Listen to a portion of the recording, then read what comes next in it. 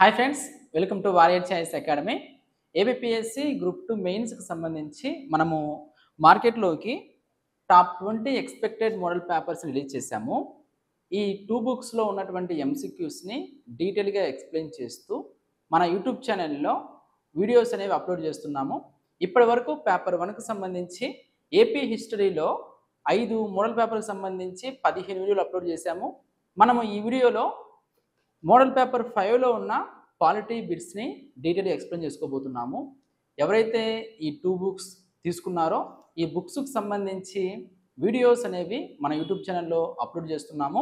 ఎవరైతే first time మన YouTube channel చూస్తున్నారో మన యూట్యూబ్ ఛానల్ సబ్స్క్రైబ్ చేసుకోండి. ఈ 2 బుక్స్ కావాలి అని అనుకున్న వాళ్ళు మీ యొక్క డీటెయిల్ అడ్రస్ని 9100140284 ఈ నెంబర్కి కనుక మీరు డీటెయిల్గా మీ అడ్రస్ని వాట్సాప్లో పంపిస్తే ఈ 2 బుక్స్ని మీకు పోస్టర్ ద్వారా పంపించడం జరుగుతుంది. అదేవిధంగా మనకి చిరంజీవి సార్ ఎకానమీ పుస్తకం కూడా రిలీజ్ కావడం జరిగింది. ఈ Chiranjeevi sir economy book Indian ఎకానమీకి సంబంధించి తెలుగు మీడియం అభ్యర్థుల కోసం లేటెస్ట్ బడ్జెట్ మరియు లేటెస్ట్ సర్వేతో రిలీజ్ అయినటువంటి పుస్తకం. ఈ పుస్తకం కూడా మీకు హోమ్ డెలివరీ చేయడం జరుగుతుంది.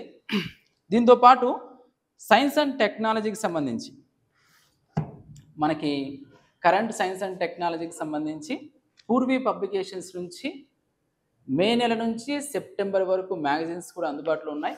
ఈ మ్యాగజైన్స్ కావాలి అని అనుకున్న వాళ్ళు కూడా మీ యొక్క డీటెయిల్ అడ్రస్ని 9100140284 ఈ నెంబర్కి కనుక పంపిస్తే ఈ మ్యాగజైన్స్ కూడా మీ ఇంటి వద్దకే పంపించడం జరుగుతుంది.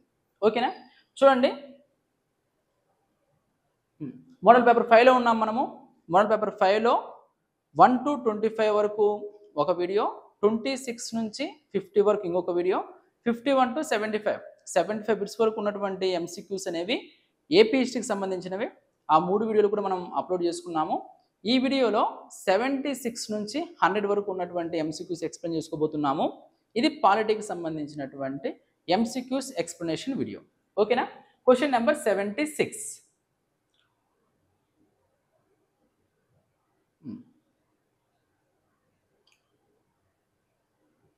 చూడండి, క్వశ్చన్ నెంబర్ 76 నుంచి మనము ఎక్స్ప్లెయిన్ చేసుకోబోతున్నాం. ఈ కింది ప్రవచనాలలో సరి అయినది ఏది? మనకి ప్రశ్నలో సరైనది అడిగారా సరి కానిది అడిగారా అనేది మనం చూసుకోవాలి. అందులో క్వశ్చన్ నెంబర్ 76 ప్రవచనం 1, ప్రజాస్వామ్య దేశాలకు వాటి పరిపాలనకు ప్రధాన ఆధారం రాజ్యాంగం. మనకి రాజ్యాంగం ద్వారానే పరిపాలన అనేది ప్రజాస్వామ్య దేశాలలో ముఖ్యమైనటువంటి ఆధారం. ఈ స్టేట్మెంట్ కరెక్ట్. ప్రవచనం 2, ఇండియా రాజ్యాంగ ప్రసాదిత రాజ్యాంగం. చూడండి, మనకి రాజ్యాంగ ఆవిర్భావాన్ని బట్టి పరిమాణాత్మక, విప్లవ మూలక, ఆమోదిత, ప్రసాదిత, సమ్మేళన రాజ్యాంగము అని ఉంటుంది. భారతదేశ రాజ్యాంగము ప్రసాదిత రాజ్యాంగము అని ఇక్కడ ఇచ్చారు. కానీ వాస్తవం చెప్పాలంటే భారతదేశ రాజ్యాంగము ఆమోదిత రాజ్యాంగం. మనకు రాజ్యాంగ పరిషత్ 1946లో ఏర్పడింది. 1946లో రాజ్యాంగ పరిషత్ ఏర్పడి 2 సంవత్సరాల 11 నెలల 18 రోజుల చర్చల తర్వాత రాజ్యాంగం రూపొందించబడి 1949 నవంబర్ 26న ఆమోదించబడి 1950 జనవరి 26 నుంచి అమలు చేయడం జరిగినది. మనది ఆమోదిత రాజ్యాంగం. ఇక్కడ ప్రసాదిత రాజ్యాంగం ఇచ్చారు. ప్రసాదిత అంటే ఏంటి? ఏదైనా దేశాన్ని పరిపాలించినప్పుడు ఆ దేశానికి స్వాతంత్రం ఇచ్చేటప్పుడు స్వాతంత్రంతో పాటు రాజ్యాంగాన్ని కూడా ఇస్తే అది ప్రసాదిత రాజ్యాంగం. ఎగ్జాంపుల్ మనకి న్యూజిలాండ్ మరియు డెన్మార్క్, ఇవి ప్రసాదిత రాజ్యాంగాలు.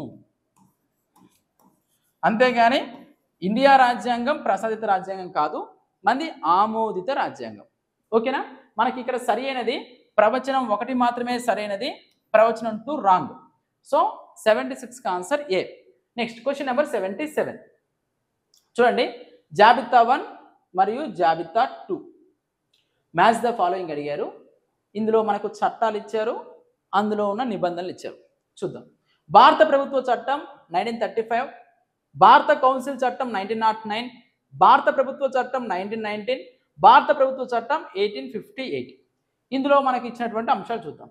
భారత ప్రభుత్వ చట్టము మనకి ఇక్కడ ఈస్ట్ ఇండియా కంపెనీ నుండి బ్రిటిష్ చక్రవర్తికి అధికార బదిలీ మనందరికీ తెలుసు. 1858 భారత ప్రభుత్వ చట్టం 1858. 1857 సిపాయిల తిరుగుబాటు తర్వాత 1858 నవంబర్ 1వ తేదీన అలహాబాద్ ప్రకటన ద్వారా ఈస్ట్ ఇండియా కంపెనీ నుంచి మనకు కంపెనీ రూల్ నుంచి క్రౌన్ రూల్లోకి భారతదేశం వెళ్ళింది. అలహాబాద్ ప్రకటన మనకు లార్డ్ కానింగ్. ఇక్కడ పాయింట్ ఏంటి, మనకి ఈస్ట్ ఇండియా కంపెనీ నుండి బ్రిటిష్ చక్రవర్తి అధికార బదిలీ అంటే 1858 చట్టం. భారతదేశానికి అధినివేశ ప్రతిపత్తిని కల్పించడం, ప్రావిన్సులలో స్వయం ప్రతిపత్తిని ప్రవేశపెట్టడం, ప్రావిన్సులలో ద్వంద్వపాలన ప్రవేశపెట్టడం, ముస్లింల కొరకు ప్రత్యేక నియోజకవర్గాలు. మనకు ముస్లింల కొరకు ప్రత్యేక నియోజకవర్గాలు అంటే 1909 మింటో మార్లే సంస్కరణలు. ఫస్ట్ టైం ముస్లింలకి మత ప్రాతిపదికన రిజర్వేషన్లు కల్పించడం జరిగింది. లార్డ్ మింటోను మత ప్రాతిపదికన నియోజకవర్గాల పితామహుడు అని కూడా అంటారు. ఆ టైంలో 1905 to 1911 మధ్యలో వందే మాతృ ఉద్యమం జరుగుతుంది. బెంగాల్ విభజనకు వ్యతిరేకంగా ముస్లింలకి హిందువులకి మధ్య గ్యాప్ సృష్టించాలి అని చెప్పేసి ముస్లింలకు సపరేట్ రిజర్వేషన్ అనేది తీసుకుని రావడం జరిగింది. ఇక్కడ చూడండి, మనకి ఇక్కడ భారత ప్రభుత్వ చట్టము ప్రావిన్స్లలో స్వయం ప్రతిపత్తిని ప్రవేశపెట్టడం. మనకి ఇంపార్టెంట్ చట్టం 1935 చట్టం. 70% 1935 చట్టం నుంచి తీసుకున్నాము. ప్రెసిడెంట్ భారత రాజ్యాంగానికి నకలు వంటిది 1935 చట్టం. 1935 చట్టం అంటే ముఖ్యంగా మనకు గుర్తుపెట్టుకోండి, 1919 చట్టం, 1935 చట్టం. 1919 చట్టంలో కేంద్రంలో ద్విసభా విధానం, రాష్ట్రాలలో ద్వంద్వ ప్రభుత్వం. 1935 చట్టంలో కేంద్రంలో ద్వంద్వ ప్రభుత్వం, రాష్ట్రాలలో ద్విసభా విధానం. ఇది మనకు చాలా చాలా ఇంపార్టెంట్ పాయింట్. 1919 మాంటేగ్ చేమ్స్ఫోర్డ్ సంస్కరణ ప్రకారము కేంద్రంలో ద్విసభా విధానం. ఈరోజు మనకు లోక్సభ రాజ్యసభ ఉంది కదా, దానికి పునాది వేసింది 1919 చట్టము. అదేవిధంగా రాష్ట్రాలలో ద్వంద్వ ప్రభుత్వం, రిజర్వ్డ్ జాబితా, ట్రాన్స్ఫర్డ్ జాబితా, అది 1919 చట్టం. అదే 1935 విషయానికి వస్తే కేంద్రంలో ద్వంద్వ ప్రభుత్వం, రిజర్వ్డ్ జాబితా, ట్రాన్స్ఫర్డ్ జాబితా, రాష్ట్రాల్లో ద్విసభా విధానం. అంటే మనకి ఇప్పుడు విధానసభ, విధాన పరిషత్. ఇక్కడ 1935 చట్టం ప్రకారము ప్రావిన్స్లలో స్వయం ప్రతిపత్తిని ప్రవేశపెట్టారు. అంటే అప్పటికే మనకి ద్వంద్వ ప్రభుత్వం ఉండేది కాస్త రాష్ట్రాల్లో రద్దు చేసి స్వయం ప్రతిపత్తిని ప్రవేశపెట్టింది 1935. తర్వాత భారత ప్రభుత్వ చట్టం 1919. ఇందులో మనం చూసుకుంటే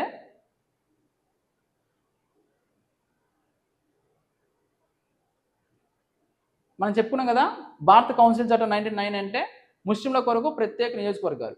ఆ తర్వాత భారత ప్రభుత్వ చట్టం 1919 అంటే ప్రావిన్స్లలో ద్వంద్వ పాలన ప్రవేశపెట్టడం. 1919 రాష్ట్రాలలో ద్వంద్వ పాలన. మనకి ఆన్సర్ వచ్చేసి ఇక్కడ బి. ఏకి 3, బికి 5, సికి 4, డికి 1. ఓకేనా? ఇలా మ్యాచ్ ద ఫాలోయింగ్ ఇచ్చినప్పుడు కన్ఫ్యూజ్ కాకుండా మనం ఆన్సర్ పెట్టాలి. Next question number 78. సామ్యవాద మరియు లౌకిక పదాలను ప్రవేశికలో దీని ద్వారా చేర్చారు. చూడండి, మనకు ప్రవేశికని ఇప్పటివరకు ఒకే ఒకసారి సవరించారు. 1976లో 42వ రాజ్యాంగ సవరణ ద్వారా సామ్యవాద, లౌకిక మరియు సమగ్రత, ఇంకో పదం ఏంటి, సమగ్రత, ఈ పదాలను ఎవరు ప్రధానమంత్రిగా ఉన్నప్పుడు చేర్చారు? ప్రధాని ఇందిరాగాంధీ గారు ఉన్నప్పుడు ఈ పదాలను చేర్చడం జరిగింది. ఇప్పటి వరకు కేవలం ఒకే ఒకసారి ప్రవేశికను సవరించారు. నెక్స్ట్ మనకు ఆన్సర్ ఇక్కడ 42వ సవరణ, సి. 78 దానికి సి. Next question number 79. భారత రాజ్యాంగం యొక్క ప్రకరణ 30 దీనితో వ్యవహరించును. ప్రకరణ 30, 29, 30 ఆర్టికల్స్ అనేవి మైనార్టీలకు సంబంధించినవి. భాష, సంస్కృతి, విద్య ఇలాంటి విషయాల్లో పరిరక్షణ కోసం, మైనారిటీల పరిరక్షణ కోసము విద్యా సంస్థలను ఏర్పాటు చేసుకునే హక్కు కల్పించేది ఆర్టికల్ 30 ప్రాథమిక హక్కుల్లో భాగం.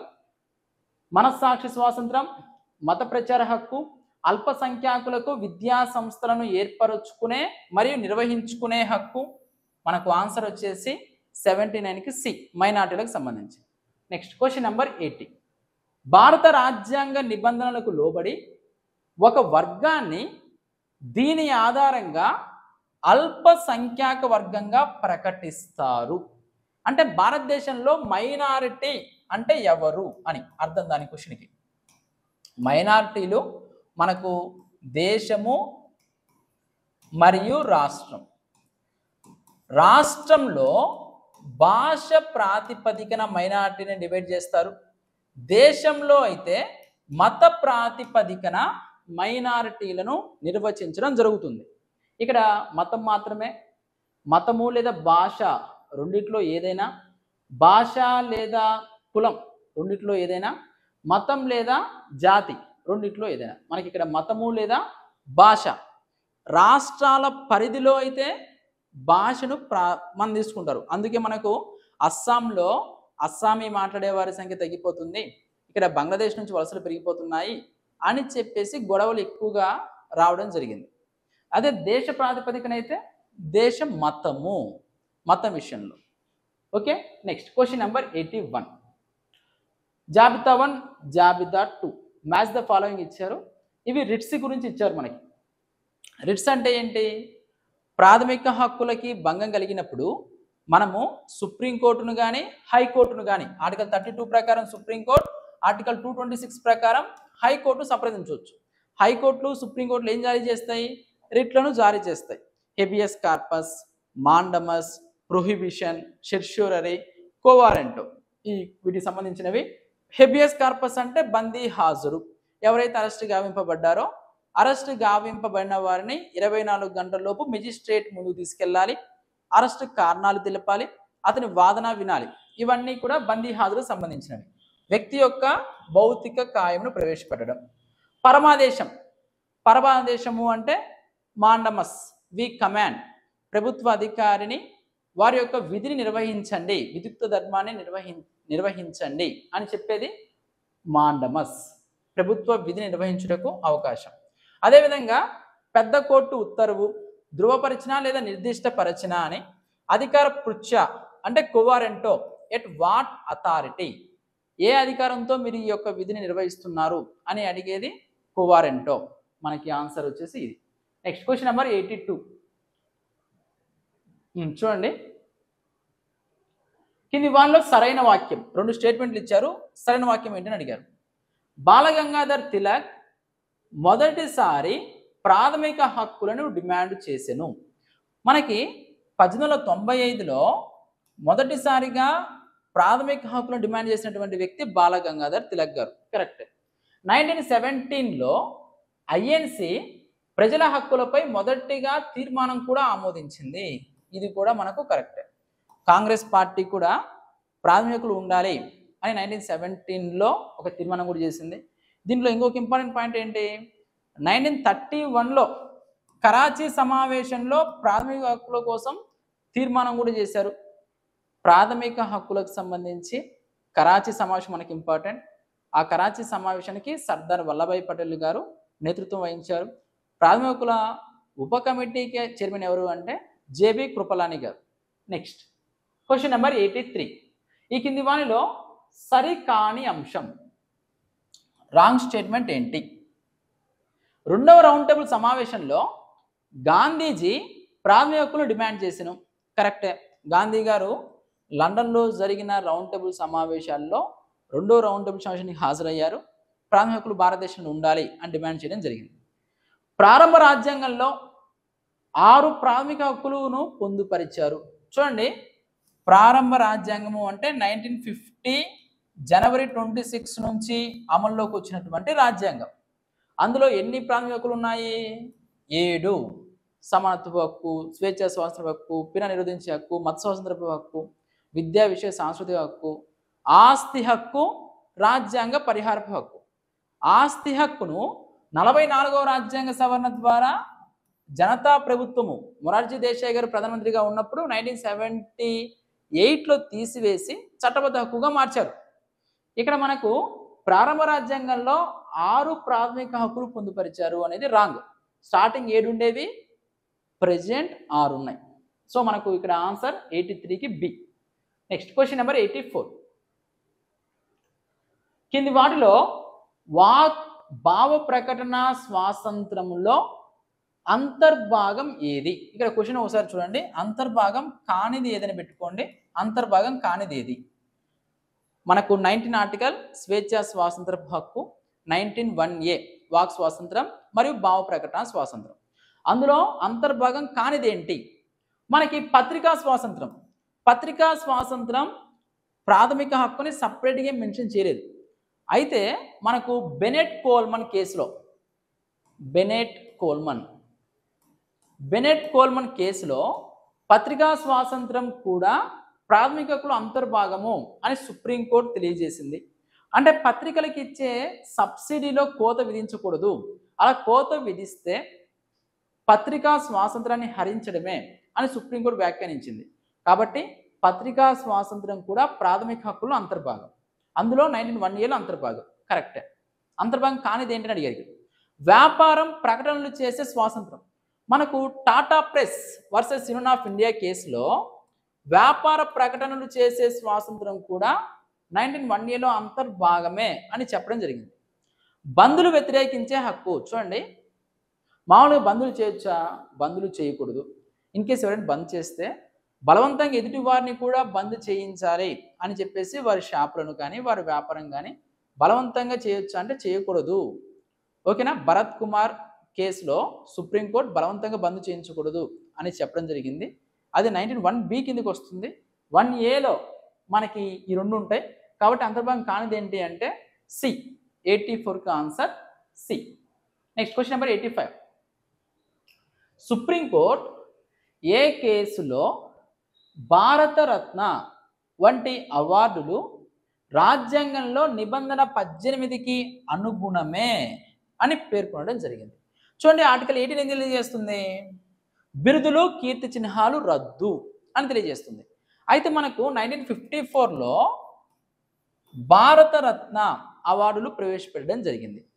ప్రవేశపెట్టిన తర్వాత 1977లో జనతా పార్టీ అధికారంలోకి వచ్చి మధ్యప్రదేశ్ హైకోర్టు తీర్మానం ప్రకారం చాలా ఇంపార్టెంట్, మధ్యప్రదేశ్ హైకోర్టు యొక్క తీర్పును అనుసరించి జనతా ప్రభుత్వము వీటిని రద్దు చేసింది. భారతరత్న, పద్మశ్రీ, పద్మభూషణ్, పద్మవిభూషణ్ ఇవి.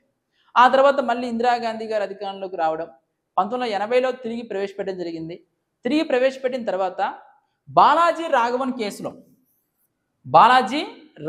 కేసులో భారతరత్న, పద్మశ్రీ, పద్మభూషణ్, పద్మవిభూషణ్ వంటి అవార్డులు పౌర పురస్కారాలే కానీ బిరుదులు కావు. కాబట్టి వాటిని ప్రకటించడం రాజ్యాంగ విరుద్ధము కాదు అని సుప్రీంకోర్టు తెలియజేసింది. ఈ కేసులో బాలాజీ రాఘవన్ కేసులో. మనకు పాలిటీలో రాజ్యాంగ సవరణలు, కేసులు మనకు ఇంపార్టెంట్. ఓకేనా? నెక్స్ట్ 86. రాజ్యాంగంలో పొందుపరిచిన రాజ్య విధాన ఆదేశిక సూత్రాలు ఏ న్యాయస్థానం చేత అమలు పరచబడనప్పటికీ అవి ఆదేశిక సూత్రాలు. మనకు 36 to 51 వరకు ఉన్నాయి. ఆదేశిక సూత్రాలకు న్యాయ సంరక్షణ ఉందా? ఆదేశిక సూత్రాలకు న్యాయ సంరక్షణ లేదు. ఆర్టికల్ 37 తెలియజేస్తుంది. ఆదేశిక సూత్రాలకు న్యాయ సంరక్షణ లేనంత మాత్రాన అవి అమలు చేయకుండా ఉండగలవా? ప్రభుత్వాలు అమలు చేయకుండా ఉండలేవు. వాటి యొక్క సామర్థ్యాన్ని బట్టి, ఆర్థిక స్తోమతను బట్టి అమలు చేయాల్సిన అవసరం ఉంది. ఎందుకంటే ఎలక్షన్స్కి వెళ్ళాలి అంటే వాటిని పాటించాల్సింది. ఇక్కడ పాయింట్ ఏంటంటే రాజ్యాంగంలో పొందుపరిచిన రాజ్య విధాన ఆదేశిక సూత్రాలు ఏ న్యాయస్థానం చేత అమలు పరచబడినప్పటికీ అవి దేశ పాలనలో ప్రాథమిక అంశాలు. మనకి అవి పరిపాలనలో కరదీపికలుగా వ్యవహరిస్తాయి అని ఎంసి సీతల్వాడ్ గారు కూడా తెలియజేశారు. మెయిన్ ప్రాథమిక అంశాలు అవి. అది మనకు ఏ ఆన్సర్. రాజ్యం కట్టుబడి ఉండాల్సిన అవసరం లేదు. భారత రాష్ట్రపతిచే అమలుపరిచేవి కాదు. ప్రాథమిక హక్కుల కంటే ఉన్నతమైనవి కూడా ఏం కాదు. ప్రాథమిక హక్కులు, ఆదేశిక సూత్రాలు రెండూ కూడా దేశంలో కీలకమైనవి. దేశ పరిపాలనలో రెండిటి విషయంలో రెండు సరి ప్రాధాన్యత కలిగి ఉంటాయి. ఇన్ కేస్ ఏది ఉన్నతమైనవి అనే అంశం కనుక వస్తే ప్రాథమిక హక్కులే ఉన్నతమైనవిగా ఉంటాయి అని సుప్రీంకోర్టు మినర్వా మిల్స్ కేసులో చెప్పడం జరిగింది. ఓకేనా. Next question number 87. ఈ కింది వాటిలో ఏవి భారత రాజ్యాంగంలోని రాజ్య విధాన ఆదేశిక సూత్రాల్లో పొందుపరచబడినవి? ఆదేశ సూత్రాల్లో ఏ అంశాలు ఉన్నాయి చూడండి. పౌరులకు ఏకరీతి పౌర స్మృతి, common civil code. Common civil code ఉందా లేదా? ఉంది. Article number 44. కార్యనిర్వాహక శాఖ నుండి న్యాయ వ్యవస్థ వేర్పాటు. కార్యనిర్వాహక శాఖ నుండి న్యాయ వ్యవస్థను వేరు చేయాలి అని చెప్పే ఆర్టికల్ 50. అదేవిధంగా జాతీయ ప్రాముఖ్యత కలిగిన కట్టడాల రక్షణ, ఆర్టికల్ 49. ఈ మూడు కూడా ఆదేశ సూత్రాల్లో భాగమే. Answer D. Next question number 88. ఆదేశిక సూత్రాల అమలుపై ప్రభుత్వం చేసిన చట్టాలు ఏంటి?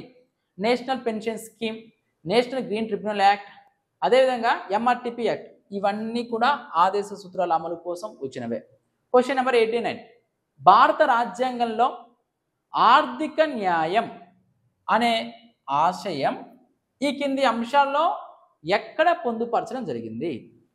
మనకి సామాజిక, ఆర్థిక, రాజకీయ న్యాయం అనే ప్రవేశికలో ఉంటుంది. మరియు మనకి ఆదేశిక సూత్రాల్లో కూడా ఆర్థిక న్యాయము, ఆర్థిక వ్యత్యాసాలు లేకుండా రాజ్యము కృషి చేయాలి అనే 38A ఆర్టికల్లో కూడా ఉంటుంది. మనకి ఆన్సర్ ప్రవేశిక మరియు రాజ్య విధాన ఆదేశిక సూత్రాలు. నెక్స్ట్ 89కి బి. Question number 90. చూడండి, క్వశ్చన్ నెంబర్ 90 చాలా చాలా ఇంపార్టెంట్. 91వ రాజ్యాంగ సవరణకు సంబంధించి సరైనది ఏంటి? 91. 91వ రాజ్యాంగ సవరణ. కేంద్ర రాష్ట్ర మంత్రి మండలి సంఖ్య లోక్సభ, శాసనసభ మొత్తం సభ్యులలో 15% మించరాదు. చూడండి, మనకు ఆర్టికల్ 75A. ఆర్టికల్ 75 ఏం తెలియజేస్తుంది? ప్రధానమంత్రిని రాష్ట్రపతి నియమిస్తారు. ప్రధాని సలహా మేరకు ఇతర మంత్రులని రాష్ట్రపతి నియమిస్తారు. అయితే ఎంతమంది మంత్రులు ఉండాలి అని స్టార్టింగ్ రాజ్యాంగంలో లేదు. ఎంతమంది మంత్రులు ఉండాలి అని లేకపోబట్టి ఎక్కువ మందిని, ఎక్కువ అసంతృప్తులు లేకుండా ఎక్కువ మందిని సాటిస్ఫై చేయాలన్న ఉద్దేశంతో ఎక్కువ మందిని మంత్రివర్గంలో తీసుకునేవారు.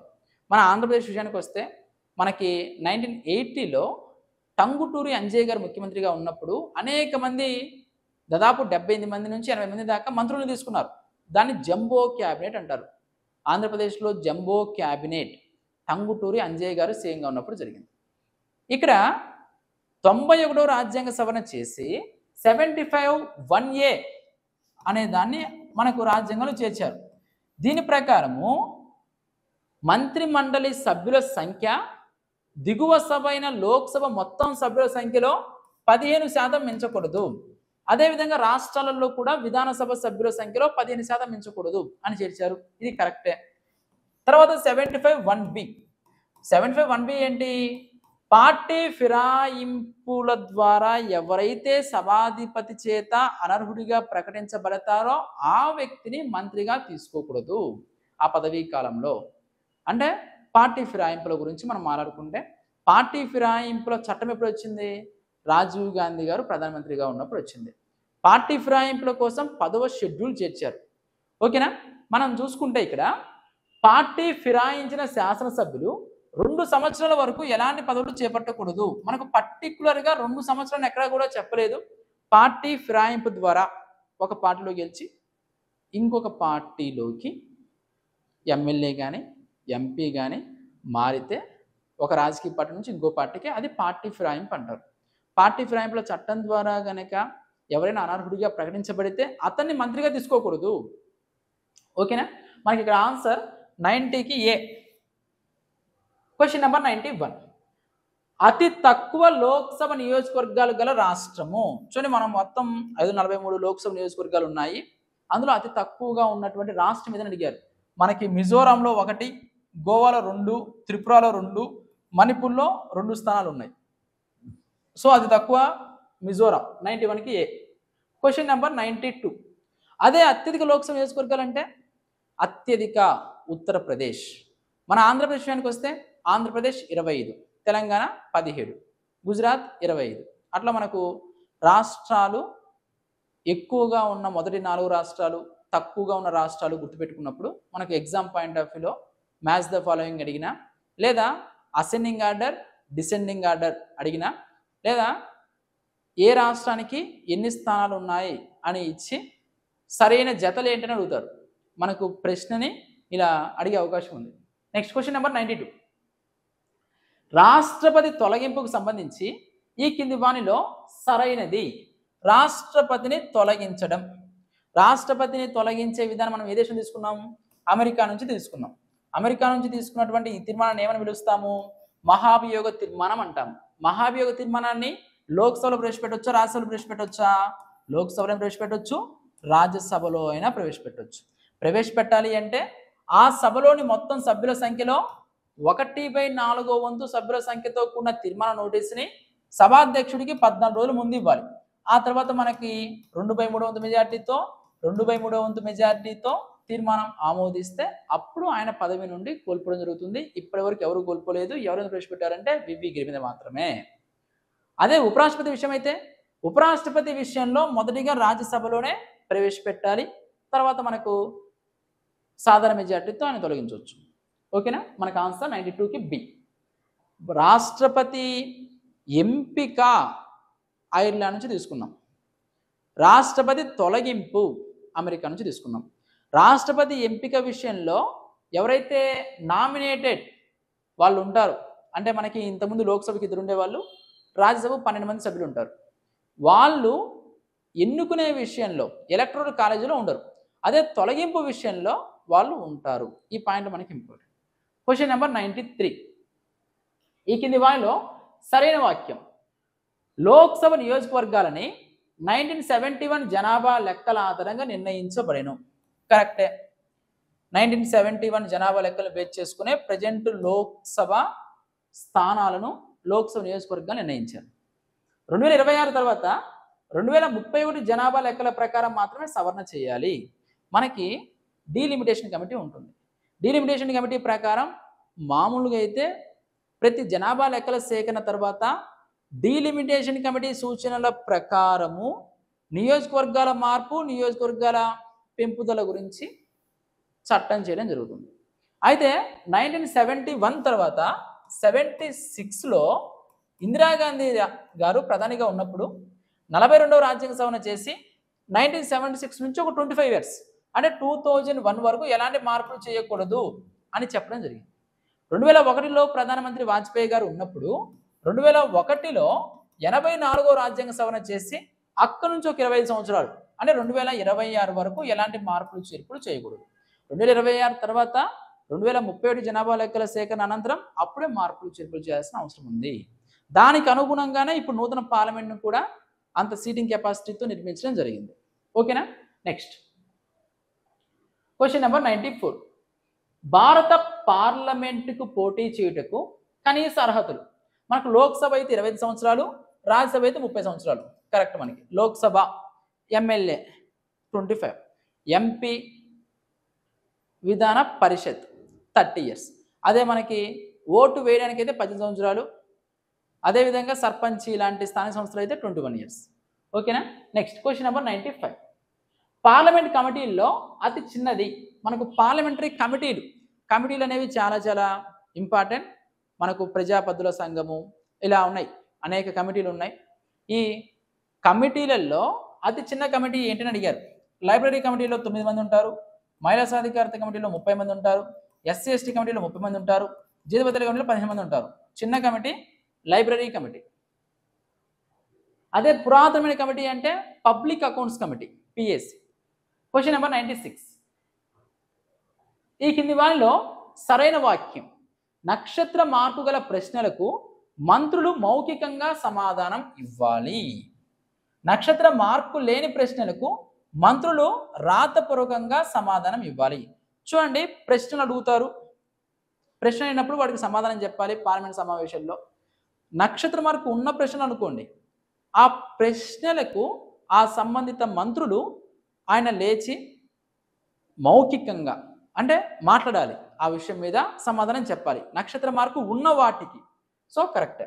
అదే నక్షత్ర మార్కులు లేవనుకోండి, ఆయన వాళ్ళ సంబంధిత అధికారుల చేత సంబంధిత విభాగ సభ్యుల చేత రాతపూర్వకంగా కూడా సమాధానం ఇస్తూ ఉంటారు. ఇది కరెక్టే.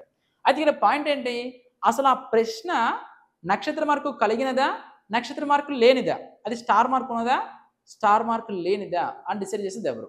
అని డిసైడ్ చేసేది ఎవరంటే Lok Sabha speaker. Lok Sabha speaker. Next question number 97. ఈ కింది వానిలో సరికాని వాక్యం, రాంగ్ స్టేట్మెంట్ ఏంటి? గవర్నర్ శాసనసభ సమావేశాలు ఏర్పాటు చేసే అధికారం, ప్రోరోగ్ చేసే అధికారం కలదు. కరెక్టే. గవర్నర్ శాసనసభ సమావేశాలు ఏర్పాటు చేస్తారు, దీర్ఘకాలిక వాయిదా కూడా వేస్తారు. రాష్ట్రపతి గారు పార్లమెంట్ సమావేశాలు ఏర్పాటు చేస్తారు, దీర్ఘకాలిక వాయిదా కూడా వేస్తారు. గవర్నర్ విధాన పరిషత్కి 1/6 వంతు సభ్యులను నామినేట్ చేస్తారు. కరెక్టే. మనకి విధాన పరిషత్ సభ్యులు 5 రకాల పద్ధతుల్లో వస్తారు. మనకి 1/3 ఎమ్మెల్యే, ఆ రాష్ట్ర ఎమ్మెల్యేలు ఎన్నుకుంటారు.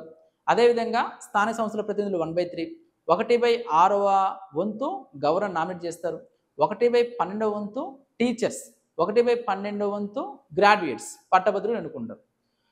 ఈ 2 అంశాలు కరెక్టే. మనం తొందరలో ఏం చేస్తాము, ఆప్షన్ సి పెడతాం. కానీ ఇక్కడ ప్రశ్న ఏమడిగారు, సరి కాని వాక్యం అడిగారు, రాంగ్ ఏంటని అడిగారు. ఇక్కడ 2 సరైనవే, ఆన్సర్ ఏది కాదు, option D.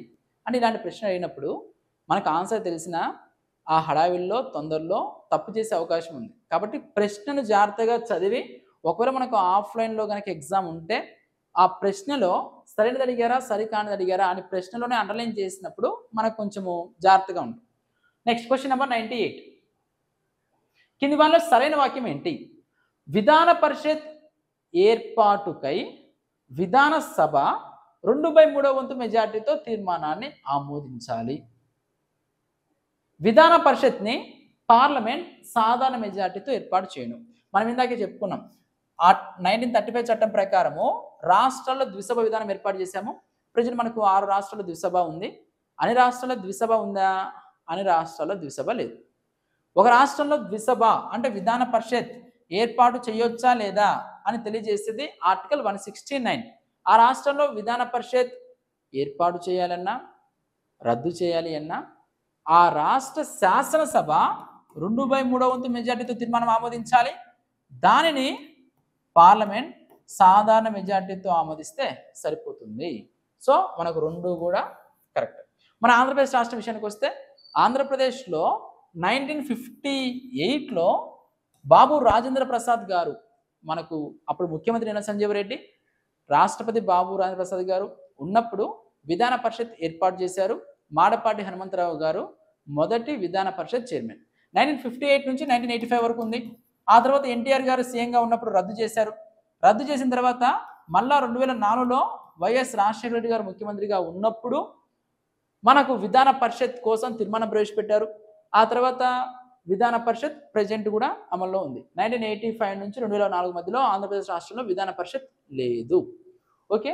Next question number 99. ఆర్థిక బిల్లుల మీద తిరుగులేని ఆధిక్యత కలిగి ఉండున్నది. ఆర్థిక బిల్లుల మీద కేంద్రంలో లోక్సభ, రాష్ట్రంలో విధానసభ త్రికోణాధికారం కలిగి ఉంటాయి. 2వ సభ పంపిస్తారు, 14 రోజులు టైం ఇస్తారు. ఆమోదించినా ఆమోదించకపోయినా అది రాష్ట్రపతికి గవర్నర్ గారికి పంపించడం జరుగుతుంది. Question number 100. హైకోర్టు అనేది ఏ జాబితాలోని అంశం? మనం హైకోర్టు అనగానే రాష్ట్ర జాబితా అనుకుంటాం. హైకోర్టు రాష్ట్రాల్లో ఉన్నప్పటికీ హైకోర్టు ఏ జాబితా అంటే మనకు కేంద్ర జాబితా. 100 దానికి ఆన్సర్ బి. ఓకే. ఇవి మనకు 76 నుంచి 100 వరకు ఉన్నటువంటి ఎంసీక్యూస్. నెక్స్ట్ వీడియోలో 101 నుంచి 125 వరకు ఉన్నటువంటి ఎంసీక్యూస్ని డీటెయిల్ ఎక్స్ప్లెయిన్ చేసుకోబోతున్నాం. ఎవరైతే ఫస్ట్ టైం మన యూట్యూబ్ ఛానల్ చూస్తున్నారో మన యూట్యూబ్ ఛానల్ సబ్స్క్రైబ్ చేసుకోండి. మన యూట్యూబ్ ఛానల్లో రెగ్యులర్గా ఎంసీక్యూస్ ఎక్స్ప్లెనేషన్, అదేవిధంగా కరెంట్ సైన్స్ అండ్ టెక్నాలజీ మరియు తెలుగు అకాడమీలో ఉన్న అంశాలను ఎకానమీకి సంబంధించి డీటెయిల్ ఎక్స్ప్లెయిన్ చేస్తూ మన యూట్యూబ్ ఛానల్ అప్లోడ్ చేయడం జరుగుతుంది. మరి ఎవరైతే మనకి ఈ బుక్స్ కావాలనుకుంటున్నారో, ఈ బుక్స్ మనకి మోడల్ పేపర్ బుక్స్ కావాలనుకుంటున్నారో మీ యొక్క డీటెయిల్ అడ్రస్ని 9100140284 నెంబర్కి పంపించండి. వీటితో పాటు మనకి మ్యాగజైన్స్ కూడా అందుబాటులో ఉన్నాయి. ఈ మ్యాగజైన్స్ అనేవి మీ సైన్స్ అండ్ టెక్నాలజీకి సంబంధించి, కరెంట్ సైన్స్ అండ్ టెక్నాలజీకి ఇవి ఎంతో ఉపయోగపడతాయి. Thank you very much.